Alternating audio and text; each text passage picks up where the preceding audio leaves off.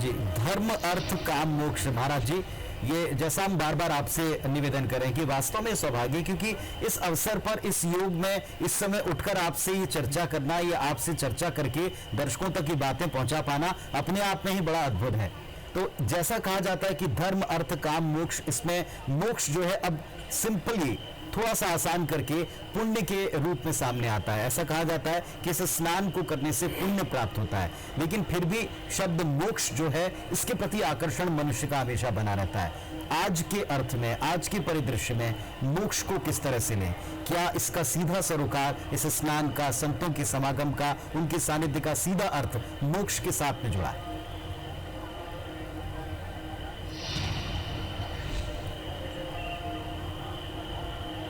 हाँ, सीधा अर्थ मोक्ष के साथ में जुड़ा है। ये आपने बहुत ही प्यारा सा प्रश्न किया है। मैं समझता हूँ कि आज के संदर्भ में ये प्रश्न बहुत अधिक प्रासंगिक है। धर्म, अर्थ, काम और मोक्ष, ये चार ह्यूमन वैल्यूज हैं, ये महामानव मूल्य कहलाते हैं। मैं आपको प्रसंग बस जानकारी दे दूं कि श्री रामचरितमानस के मानवीय मूल्यों पर मेरी पीएचडी है, रिसर्च है विक्रम यूनिवर्सिटी से, विक्रम विश्वविद्यालय से, और मैंने इन्हीं चारों जो महामानवीय मूल्य हैं इन पर एक बहुत बड़ा शोध ग्रंथ लिखा है, और रामचरितमानस कितनी प्रासंगिक है इनमें वो बताने का प्रयास किया है। तो आज आपका प्रश्न उसी ढंग का आ गया, तो मैं आपको बहुत प्रसन्नता के साथ इसका उत्तर देना चाहूँगा। जी, आपने मोक्ष को विशेष करके मोक्ष के बारे में जानना चाहा है, और आपने जानना चाहा है कि इस स्नान का मोक्ष से क्या संबंध है, क्या रिलेशन है। तो स्पेशली मैं आपको बताना चाहूँगा कि धर्म, अर्थ, काम और मोक्ष ये चारों आप महामानव मूल्य हैं, और प्रत्येक व्यक्ति इन चारों के लिए काम करता है, इन चारों की प्राप्ति चाहता है। तो इसमें धर्म, अर्थ, काम और मोक्ष, धर्म पहले स्थान पर आ रहा है और मोक्ष अंतिम स्थान पर आ रहा है, चौथा नंबर है मोक्ष का। तो आप ये, या तो हमारे जो दर्शक हैं, हमारे जो श्रोता हैं, वो इसको इस भावना से समझ सकते हैं कि मोक्ष को अगर प्राप्त करना चाहते हैं तो आपका पहला जो पायदान है, पहला जो स्टेप है, पहली जो सीढ़ी है, वो होगी धर्म। और ये सिंहस्थ महापर्व जो है वह इस धर्म की जो अवधारणा है, धर्म की जो विचारधारा है, या तो कहिए कि ये जो वास्तविक रूप में जो धर्म है उसको ये प्रतिपादित कर रहा है, उसको सिद्ध कर रहा है। पहले हम धर्म से प्रारंभ करते हैं, व्यक्ति धार्मिक बनता है, और जब व्यक्ति धार्मिक बनता है तो धर्म के अंदर ये सारी चीज़ें आ जाती हैं। धर्म के अंदर उसके शास्त्र आ जाते हैं, धर्म के अंदर उसके अनेक प्रकार की जो उसकी साधना पद्धतियाँ हैं वह आ जाती हैं, और धर्म के अंदर उसकी जितनी भी अपनी परंपरा रही होती हैं वह सब आ जाती हैं। व्यक्ति सर्वप्रथम धर्म का अनुपालन करता है। हमारे जो शास्त्र हैं वह कहना चाहते हैं कि हे मनुष्य, तू सबसे पहले धर्म को मान, और धर्म का जो अर्थ होता है वह होता है कर्तव्य। तो वह कहना चाहते हैं कि हे मनुष्य, हे मानव, तू पहले अपने कर्तव्य कर्म को समझ, तू पहले तू यहाँ क्यों आया है, और तेरे आने का यह उद्देश्य क्या है, और तू कहाँ जाना चाहता है। ये सब जो प्रश्न है बहुत ही विचारणीय प्रश्न है। कामी जन को में ताता हो आदि वाली जो बातें हैं, ये अपने आप में बहुत महत्वपूर्ण स्थान रखती हैं। तो धर्म आपको इंगित करता है आपके बारे में बताने के लिए, आपके कर्तव्य के बारे में बताने के लिए, आपका जो कर्तव्य है वो आप किस प्रकार करेंगे, ये सब हमको धर्म इशारा करता है, और हम उस पर आगे बढ़ने का प्रयास करते हैं। धर्म के बाद आता है ये अपना अर्थ। तो आजकल जो वर्तमान में हम देख रहे हैं, सबसे पहले अगर कोई व्यक्ति चाहता है तो यह चाहता है कि मैं धनवान बनूं। धर्म आपको सिखाता है कि आप धनवान बनेंगे, लेकिन पहले आप कर्तव्यवान बने। आपका कर्तव्य क्या है? एक विद्यार्थी अच्छी सर्विस प्राप्त करना चाहता है तो उसका कर्तव्य है कि वो पहले अच्छी पढ़ाई करे। एक किसान अगर एक समृद्ध किसान बनना चाहता है तो उसका परम कर्तव्य है कि वो अपनी कृषि में, अपनी खेती में मेहनत करे। कोई भी व्यक्ति अगर आगे जाना चाहता है तो वो पहले धर्म का पालन करता है, उसके बाद में वह अर्थ प्राप्ति करे। तो भारतीय संस्कृति, भारतीय परंपरा यह निर्देश देती है कि अर्थ प्राप्त करो लेकिन धर्म की छाया में, अर्थ प्राप्त करो लेकिन धर्म के साथ जोड़ करके आपके अर्थ में धर्म का एक पुट होना चाहिए, आपके अर्थ में धर्म का एक स्थान होना चाहिए। अधार्मिक स्वरूप से या तो कहिए कि अवैधानिक स्वरूप से आप अर्थ का एक अर्थ को एकत्र न करें, ये हमारे ग्रंथ हमको इशारा करते हैं। फिर काम की बात आती है तो प्रत्येक व्यक्ति अपनी अपनी कामना की पूर्ति चाहते हैं, लेकिन ठीक रास्ते में एक मर्यादा के साथ उसकी पूर्ति हो, ये हमारे ग्रंथ हमारी ओर इशारा करते हैं। और जब व्यक्ति इन तीनों पायदानों को ठीक ठीक से प्राप्त करता है तो जो चौथा पायदान है वो आता है मोक्ष का। और मोक्ष का अर्थ है वो सब कुछ को फिर छोड़ता है। इस क्रम से व्यक्ति जब आगे बढ़ेगा तो सब कुछ को छोड़ना चाहेगा। इसका अर्थ होता है कि जब सबका परित्याग करेगा तो उसको एक दिव्य आनंद की अनुभूति होगी, उसको एक शाश्वत आनंद की अनुभूति होगी, उसको एक स्थायी आनंद की अनुभूति होगी, उसको दिव्य शांति का अनुभव होगा। इसलिए वह उधर जाना चाहता है। मोक्ष का अर्थ दो प्रकार से हम ले सकते हैं। व्यक्ति का जीते जी भी मोक्ष होता है और मेरी अवधारणा है कि मरने के बाद मोक्ष होगा। दोनों अवधारणाएं अपनी अपनी जगह पर हैं, लेकिन सही अर्थों में हम देखें तो कई लोग जीवंत मोक्ष की स्थिति में पहुंच जाते हैं। वो रहते तो इस दुनिया में, लेकिन जैसा मैं पहले कह रहा था, जल में कमलवत रहते हैं, तो सब कुछ होते हुए सबसे दूर रहते हैं। मोक्ष का अर्थ यही है कि सबके बीच में रहते हुए, सबके आसपास रहते हुए हम सबसे विलग रहे, हम सबसे अलग रहे, हम सबसे दूर रहे। ये मोक्ष की विलक्षणता है। तो ये आज का जो स्नान है ये मोक्ष से इसलिए संबंध रखता है कि मोक्ष से पवित्रता का बहुत संबंध है, क्योंकि जब तक मन में पवित्रता नहीं आएगी, हमारे मन में पवित्र भाव नहीं आएंगे, हमारे दिमाग में पवित्र विचार नहीं आएंगे, तब तक हम उस मोक्ष की यात्रा की ओर आगे नहीं बढ़ सकते हैं। और पवित्रता में आज का स्नान बहुत बड़ा अपना स्थान रखता है। इसलिए लोग पहले अपने शरीर को पवित्र कर रहे हैं और उसके माध्यम से अपने मन को पवित्र कर रहे हैं। आत्मा तो स्वयं पवित्र है, आत्मा कभी अपवित्र होती नहीं है, लेकिन मन में जरूर विकार आते हैं, तो मन को भी लोग यहाँ पवित्र कर रहे हैं। मन में आज अगर उनके पास कुछ है तो सिर्फ श्रद्धा है, और इस अखंड श्रद्धा के साथ, इस अखंड विश्वास के साथ वो स्नान कर रहे हैं कि हमारे पाप धुलेंगे, हमारे दुख दूर होंगे, हमको सुखों की प्राप्ति होगी। प्रत्येक व्यक्ति कम से कम ये तो चाहता है। छिपरा जी पहली डुबक लगाएगा तो शायद जो डुबक लगाने वाला एक आम इंसान होता है वो ये बात जरूर सोचता है कि हमारे सारे पाप धुल जाएं। हे महाकाल बाबा, अब हमारे कोई पाप न रहे। हे महाकाल बाबा, हे क्षिप्रा माँ, हमारी मनोकामना पूर्ति हो जाए। तो बड़ी ये विलक्षण भावनाएं श्रद्धालुओं के अंदर रहा करती है, और उन्हीं सारी भावना को लेकर वो यहाँ क्षिप्रा में डुबक लगाते हैं। महाराज जी, एक बार फिर अपने जो तमाम दर्शक हैं उनकी तरफ से हम आपको नमन करते हैं, क्योंकि ये जानकारियाँ, ये अपने आप में सुनना, वास्तव में संतों का जो संग है, सत्संग का जो एक सिलसिला है, ये अब कहीं ना कहीं छूट सा गया है। हम सब की तरफ से आपको प्रणाम करते हैं। एक बड़ा स्वाभाविक सा प्रश्न जो सबके मन में आता है वो ये है कि संतों का संग मनुष्य तब चाहता है जब उसे धर्म की प्राप्ति के मार्ग देखने हो, जब उसे धर्म की दिशा में आगे बढ़ना हो। पहले तो ऐसा माना जाता था कि 4 आश्रमों में हमने मनुष्य के जीवन को विभक्त किया था, हर एक का समय निर्धारित किया था, उसके मुताबिक मनुष्य चलता था। लेकिन अब बदलते वक्त के साथ में वो आश्रम जो हैं थोड़े से अलग हो गए, वो अवस्थाएं थोड़ी सी अलग हो गई। लेकिन क्या आज के दौर में आज के मनुष्य को संतों का संग पाने के लिए किसी खास आयु तक का इंतजार करना हो रहा है, या उसे आज स्वयं ही प्रयास करने चाहिए कि वो जाकर के ज्यादा से ज्यादा संतों का संग प्राप्त करे, क्योंकि बिना उसके शायद ये ज्ञान, शायद ये चर्चा संभव नहीं।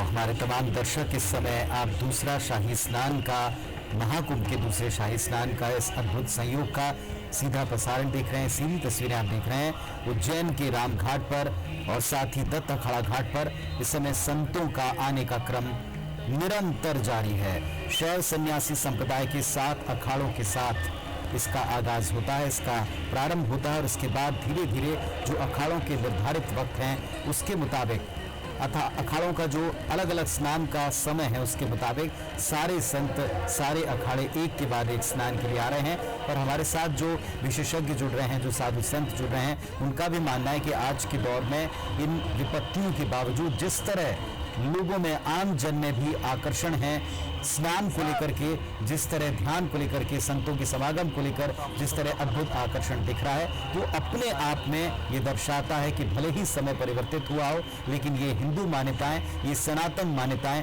कभी परिवर्तित नहीं होंगी। ये उज्जैन से आती आप सीधी तस्वीरें देख रहे हैं। दूसरा शाही स्नान अक्षय तृतीया के शुभ अवसर पर शाही स्नान का जो ये वक्त निर्धारित था, सुबह 4 बजे से, तड़के 4 बजे से ये प्रारंभ हो चुका है और एक के बाद एक अखाड़े स्नान के लिए पहुंच रहे हैं। दोपहर 1 बजे तक संतों का, अखाड़ों का स्नान का क्रम जारी रहेगा और इसके उपरांत जो आम जन है उनकी बारी आएगी, वे भी पहुंचकर स्नान करेंगे। अखाड़ों के बारे में बताया गया कि अखाड़ा शब्द पहले आश्रमों का बेड़ा कहलाता था, साधुओं का जत्था कहा जाता था। अखाड़े शब्द का जो चलन है दरअसल मुगल काल से प्रारंभ बताया गया है। साधुओं का एक ऐसा दल होता है जिसमें शस्त्र विद्या में पारंगत संत भी शामिल होते हैं। कुछ विद्वान कहते हैं कि दरअसल ये अलग से निर्मित एक शब्द है। अखाड़ों का अपना निर्माण करना, आदि शंकराचार्य के द्वारा इसकी स्थापना करना, धर्म की रक्षा के लिए अलग अलग अखाड़ों को अलग अलग विद्याओं, अलग अलग साधनाओं में रमा देना और हर एक का दायित्व अलग करना, ये अपने आप में एक अद्भुत व्यवस्था संत समागम के द्वारा दी गई है, संतों के द्वारा दी गई। हमारे साथ में सौभाग्य हमारा कि अवधेशपुरी जी महाराज महानिर्वाणी अखाड़े के महंत जुड़े हुए हैं। उनसे हम लगातार अपनी जिज्ञासाएं, अपने मन के प्रश्न पूछकर ये जानने का प्रयास कर रहे हैं कि इस वक्त का क्या महत्व है। महाराज जी, सबसे बड़ी जो एक मन में जिज्ञासा होती है कि आज संतों का साथ पाने के लिए बड़ा प्रयास करना पड़ता है। खास तौर से युवा पीढ़ी ये मानकर चलती है कि उसका अपना निर्धारित वक्त था। पहले 4 आश्रमों में जीवन विभक्त था, लेकिन अब ऐसा नहीं है। तो क्या किसी खास उम्र तक का ये इंतजार करना चाहिए? मैं युवा पीढ़ी की तरफ से आपसे सवाल पूछ रहा हूँ, या हर पीढ़ी को हर वक्त ये प्रयास करते रहना चाहिए कि वो धर्म की प्राप्ति के लिए, संतों के समागम के लिए अपनी तरफ से प्रयास करें, तभी उनको ये मिल पाए?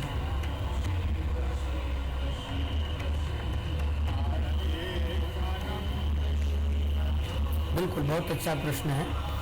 आपको ये जानना होगा यहाँ कि ध्रुव जी ने जो तपस्या की, उन्होंने किसी उम्र का इंतजार नहीं किया, किसी उम्र की प्रतीक्षा नहीं की।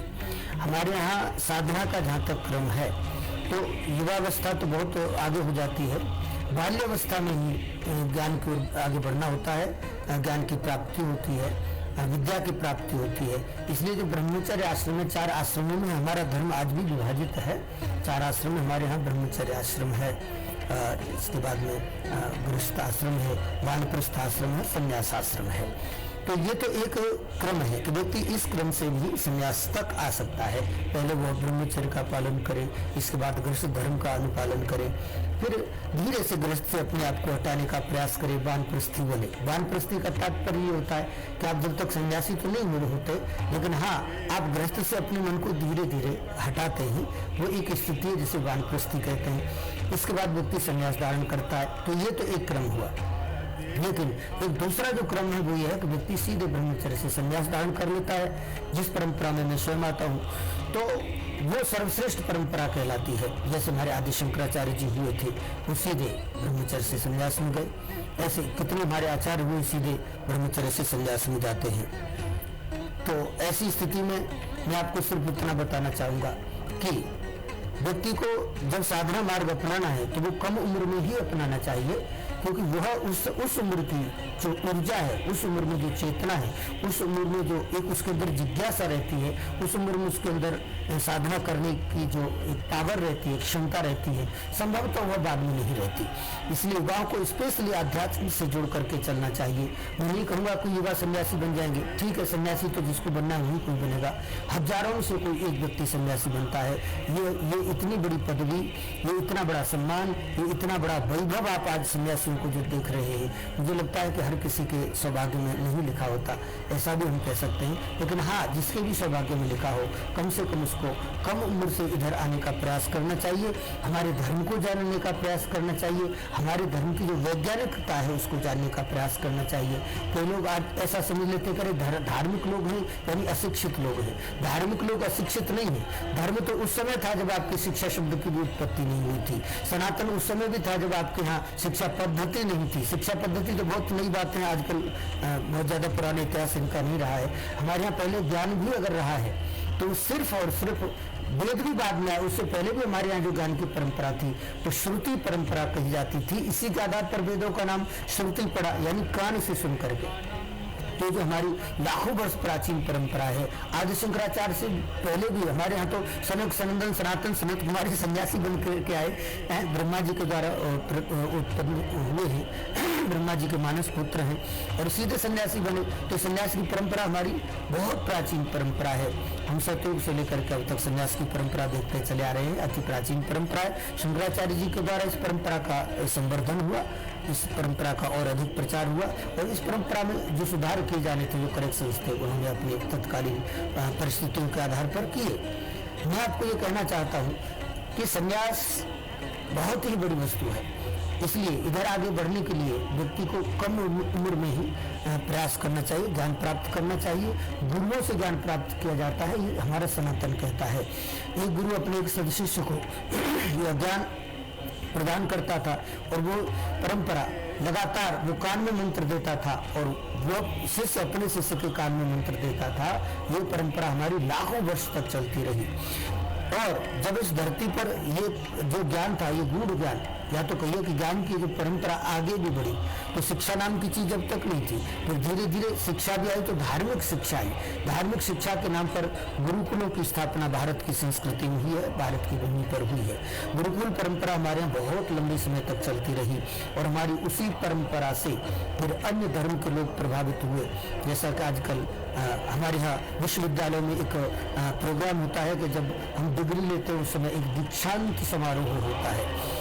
दीक्षांत समारोह क्या है? हमारे यहाँ जो 16 संस्कार होते हैं उसमें हमारा विद्यार्थी जब विद्या अध्ययन करके घर जाया करता था तो दीक्षांत हुआ करता था और गुरु लोग उसको समझाया करते थे कि बेटे अभी तक आप यहाँ रहे, विद्यार्थी बन करके रहे, ब्रह्मचर्य व्रत का पालन किया, विद्या प्राप्त की, अब आप अपने घर जाएंगे, अपना घर बसाएंगे, तो वहाँ आपको किस प्रकार अपना घर बसाना होगा ये हमारे गुरु लोग अपने शिष्य को बताया करते थे। और वो जो एक संस्कार था उसको वो लोग किया करते थे। तो वही आज भी कन्वोकेशन के रूप में हम लोग मनाया करते हैं। लेकिन विडंबना ये है, एक बात हमको यहाँ देखनी पड़ेगी कि हमारी आदि अनादिकाल से चली आ रही संस्कृति, आदि अनादिकाल से चली आ रही है परंपरा, ज्ञान की परंपरा, शिक्षा की परंपरा, ये कहीं न कहीं विडंबना में इसलिए कह रहा हूँ कि कहीं न कहीं ये शिकार हुई है तो ऐसे लोगों का जिनका यहाँ से पहले कोई संबंध नहीं था। आज भी हम गाउन पहन करके डिग्री लेते हैं, ये हमारा एक बहुत बड़ा दुर्भाग्य है। मुझे जब डिग्री मिल रही थी सन 2014 में तो मैंने गाउन परंपरा का आविष्कार किया और मेरा जो स्वरूप है इसी बेस में मैंने विक्रम विश्वविद्यालय से PhD की उपाधि प्राप्त की। तो ये लोगों के लिए बहुत बड़ा एक उदाहरण बना और मध्य प्रदेश में गाउन को भी चेंज कराया, ये भी एक लोगों के लिए उदाहरण बना। अब हमारे यहाँ भारतीय गणवेश के आधार पर जो शोधार्थी हैं वो उसके द्वारा डिग्री ले सकेंगे। ये मैं आपको एक शुभ समाचार इस समय दे दूँ इस प्रसंग में, क्योंकि हमारी मूल परंपरा का प्रश्न है। ये हमारी मूल परंपरा का या तो सनातन धर्म का ये महाकुंभ है, इसलिए ये सब हमारे मानबिंदु हैं। हम अपने देश के प्रति गौरव रखें, हम अपनी परंपरा के प्रति गौरव रखें, हम अपने धर्म के प्रति गौरव रखें, हम अपनी संस्कृति के प्रति गौरव रखें, हम जिस मिट्टी में पैदा हुए हैं हम उसके प्रति गौरव रखें। विडंबना इस बात की है कि हम जहाँ पैदा हुए उसके प्रति गौरव नहीं रखते, उसका महत्व कम समझते हैं और पश्चिमी देशों से हमको जो देखने को मिलता है उसमें हम अधिक विश्वास करते हैं। शायद आजकल जितनी बीमारियां हमारे यहाँ आई हैं वो इस पश्चिमी शैली में जीवन जीने के कारण आई हैं। देर तक सोना और शाम को देर से सोना, ये जो चीज़ है ये शायद कहीं न कहीं हमारे स्वास्थ्य को नुकसान पहुंचा रही है। तो आज नागा सन्यासी ब्रह्ममुहूर्त में स्नान कर रहे हैं और पूरे विश्व को एक मैसेज दे रहे हैं, संदेश दे रहे हैं कि जल्दी उठो, जल्दी स्नान करो और आरोग्यता को प्राप्त करो। भगवान सूर्य को जल दो, सूर्य को अर्घ्य प्रदान करो, तेजस्विता को प्राप्त करो, ओजस्विता को प्राप्त करो। शायद ये सारे मैसेज हम इकट्ठा यहाँ से दे रहे हैं सारे नागा सन्यासी। और देखिए, अब मैं आपको बताने के चक्कर में हमारी जो सवारी है हमारे अखाड़े से आगे बढ़ रही है और मैं आपको बताने के लिए बैठा हुआ हूँ। अब यहाँ से भाग करके जाऊँगा, नदी में डुबक लगाऊंगा, स्नान करूँगा। तो शायद मैं भी इसका ये बलिदान इसलिए कर रहा हूँ क्योंकि आप लोगों को बता सकूँ कि आप हमारी संस्कृति को समझें, हमारे आदर्शों को समझें, अपने धर्म की जो वास्तविकता है उसको जानें, अपने धर्म की विज्ञान को जानें और अपने धर्म की महिमा को जानें। ये समस्त महापर्व आपको इशारा कर रहा है। बिल्कुल अवधेश पुरी जी महाराज, हम सब की तरफ से आपको हम आभार प्रकट करते हैं, बहुत बहुत धन्यवाद प्रकट करते हैं, क्योंकि वास्तव में जो आपका स्नान का समय था इसमें हमने आपसे जो ज्ञान अर्जित किया है, जो आपसे हमने जानकारियां अर्जित की हैं, वो निश्चित तौर पर हमारे लिए बड़े काम की हैं। हमारे तमाम दर्शकों का ये सौभाग्य रहा कि इस ब्रह्म मुहूर्त में उठकर जो लोग स्नान के लिए पहुंचे हैं उनके इतर, उनसे अलग हम उन्हें यहाँ से देख पा रहे हैं, दर्शन कर पा रहे हैं साधु परंपरा का, देख पा रहे हैं उस साधुओं के वैभव को, संतों के वैभव को, जिसकी परंपरा इतनी पुरातन है कि ऐसा लगता है कि ये आधुनिक वक्त के साथ शायद थोड़ी मध्यम पड़े, लेकिन ऐसा कभी नहीं हुआ और अब की बार भी नहीं हुआ। भले ही थोड़ी सी परंपराओं के स्वरूप में परिवर्तन आया हो, लेकिन परंपराएं जीवित हैं, आज भी निभाई जा रही हैं और हर परंपरा का, हर पर्व का, हर एक संयोग का अपना महत्व है। और ऐसा ही आज एक अद्भुत संयोग 12 वर्षों के उपरांत उज्जैन में बना है। आप इस समय सीधी तस्वीरें उज्जैन से आती हुई देख रहे हैं। ये सुंदर तस्वीरें, ये सुबह का अति रमणीय जो काल होता है, अति रमणीय जो समय है, घाटों का वैभव, संतों का वैभव, ये समय आप देख पा रहे हैं अपनी टेलीविजन स्क्रीन पर। और हमारे साथ एक के बाद एक लगातार विशेषज्ञ भी जुड़ रहे हैं, साधु संत भी जुड़ रहे हैं। इस समय हमारे साथ डॉक्टर मिलिंद त्रिपाठी जी, जो धर्मशास्त्री हैं, भगवत वेत्ता हैं, वे हमारे साथ जुड़ रहे हैं। डॉक्टर मिलिंद त्रिपाठी जी, आपका हम बहुत बहुत स्वागत करते हैं, आपको शुभकामनाएं देते हैं सहस्त्र कुंभ की। ये किस तरह का अवसर है, आपके द्वारा हम दर्शकों तक पहुंचाना चाहेंगे। अभी हम बड़ी अच्छी चर्चा कर रहे थे धर्म, अर्थ, काम, मोक्ष के बारे में। हमने शुरुआत कर दी थी अखाड़ों के वैभव को जानने की। आपसे जानना चाहते हैं आज की पीढ़ी के लिए इस अवसर को आप कैसे देखते हैं कि आज सहस्त्र कुंभ देख रहे हैं, इस पर चर्चा कर रहे हैं। जी बहुत बहुत धन्यवाद। ये तो बहुत ही अच्छी बात है। भारतीय सनातन परंपरा में निरंतर ही कुछ नित्य नूतन होता रहता है, लेकिन हम अपनी उन पूर्ण अवधारणाओं को भी साथ लिए रहते हैं। आज के परिवेश में जब हम देख रहे हैं कि वैचारिक रूप से द्वंद्व है, भौतिकतावाद का आक्रमण हो रहा है और वो मारीच विद्या एक तरह से फैल रही है, लेकिन फिर भी आज तपस्वी, साधक, विद्वान ब्राह्म मुहूर्त में उठ करके सिंहस्थ में स्नान कर रहे हैं। ये सब पुण्य है और ये सारे महान तपस्वी लोगों का दर्शन, प्रातः दर्शन ही अपने आप में सर्वसिद्धिदायक है। मुझे बहुत प्रसन्नता हो रही है कि आज के इस समय में कितनी श्रेष्ठता, कितनी संकल्पबद्धता और कितनी धर्म के प्रति प्रगाढ़ आस्था लोगों के चित्त में है। भारत निश्चय ही धर्म गुरु के रूप में स्थापित हो रहा है। ये अनंत वैभव है भारत का, जहाँ संस्कृति है, जहाँ समाधान है, जहाँ धर्म है, जहाँ वैचारिक पावित्र्य है और लोग तन के साथ मन भी धो रहे हैं। उनकी कितनी गहरी निष्ठा है, कितनी साधना है, तपश्चर्या है। लाखों लाख किलोमीटर से चलकर लोग यहाँ पूर्ण मालव क्षेत्र में आए हैं। ये स्थान ब्रह्मांड की नाभि है, धुरी है। ये वो नाभिकीय सत्ता है भगवान महाकाल की, जहां वराह मिहिर ने कर्क रेखा के मध्य में ऐसा स्थान कि सारे संसार का सत्व यहाँ विराजित है। आज संपूर्ण शक्तियां वहां आई हुई है। तभी तो महाकवि कालिदास यहाँ रहे, विक्रमादित्य यहाँ रहे, भोज यहाँ रहे। और ऐसा ही नहीं, स्वयं भगवान श्री कृष्ण भी सांदीपनि जी से शिक्षा लेने के लिए इस धरा पर अवतीर्ण हुए। तो ये पवित्र मालव धरा है। निश्चय ही यहाँ धर्म का अकाल नहीं है। यहाँ सरिता के प्रवाह में, भावनाओं के प्रवाह में संपूर्ण विश्व आज गोते लगा रहा है। और जिसके मन में जो भाव है निश्चय ही भगवान वो पूरा करेंगे, क्योंकि ये संकल्प काल है। संकल्प काल इसलिए भी कह सकते हैं कि स्वयं देव गुरु बृहस्पति पंचम स्थान सिंह राशि में बैठे हुए हैं और वो अपनी नवम पूर्ण दृष्टि से सूर्य जो मेष राशि में बैठे हैं, जो आत्मा है, अर्थात गुरु जब आत्मा को सीधे देख रहे हैं, तब इस धर्म काल में, पूर्ण काल में, अक्षय तृतीया के पावन काल में कितना पवित्र स्नान हो रहा है, अंतःकरण पवित्र हो रहा है, मलिनता दूर हो रही है, चित्त की शुचिता कितनी प्रखर है। दिग दिगंत तक फैले हुए इस संपूर्ण संसार में हम पृथ्वी से शांति का संदेश दे रहे हैं, सद्भाव का संदेश दे रहे हैं।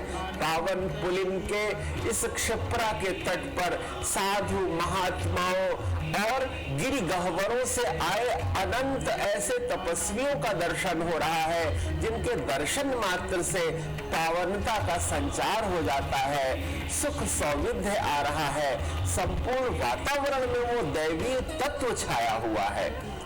मैं बहुत हृदय से प्रसन्न और आह्लादित हूँ कि इतना महत्वपूर्ण कार्य यहाँ आज सिंहस्थ की इस पावन पुनीत धारा में क्षिप्रा के पावन पुलिन पर हो रहा है। बड़े ही आनंद का विषय है।